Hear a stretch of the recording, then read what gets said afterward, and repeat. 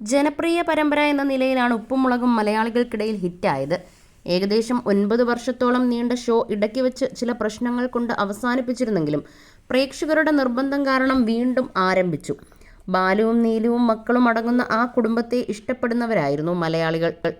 എന്നാൽ ഓരോ സീസൺ കഴിയുമ്പോഴും പുതിയ ചില വിവാദങ്ങൾ ഉയർന്നുകൊണ്ടേയിരുന്നു. ഏറ്റവും ഒടുവിൽ നായക കഥാപാത്രത്തെ അവതരിപ്പിക്കുന്ന ബിജു സോപാനത്തിനും നടൻ SP ശ്രീകുമാറിനുമെതിരെ ഒരു നടി പരാതിയുമായി വന്നിരുന്നു. ഇത് ഉപ്പും മുളകിലെയും ഏതോ ഒരു നടിയാണെന്നും ആരോപിക്കപ്പെട്ടു. ജൂഹി റുസ്താഗി, ഗൗരി നന്ദ തുടങ്ങി പല നടിമാരുടെ പേരുകൾ ഉയർന്നു വന്നെങ്കിലും പരാതി ഉന്നയിച്ച നടി ആരാണെന്ന് ഇനിയും വ്യക്തമല്ല. ഇതിനിടയിൽ നടി നിഷ സാരംഗിന്റെ പേര് കൂടിച്ചേർത്ത് വ്യാപകമായ പ്രചരണം നടക്കുകയാണ്.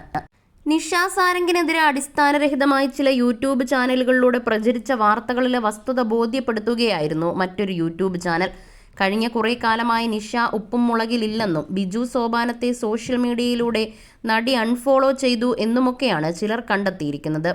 മാത്രമല്ല, ലൊക്കേഷനിൽ വെച്ച് കാരവാനിൽ നിന്ന് വസ്ത്രം മാറുന്നതിനിടെ ബിജു വീഡിയോ പകർത്തുകയും നടി ഇത് ചോദ്യം ചെയ്തതോടെ ശ്രീകുമാർ തട്ടിക്കയറി എന്നുമൊക്കെയാണ് വാർത്തകൾ. മാത്രമല്ല, അടുത്തിടെ രണ്ടാം വിവാഹത്തെക്കുറിച്ച് പറഞ്ഞ കാര്യങ്ങളും ഈ വാർത്തയിലേക്ക് കൂട്ടിച്ചേർത്തിരിക്കുകയാണ്.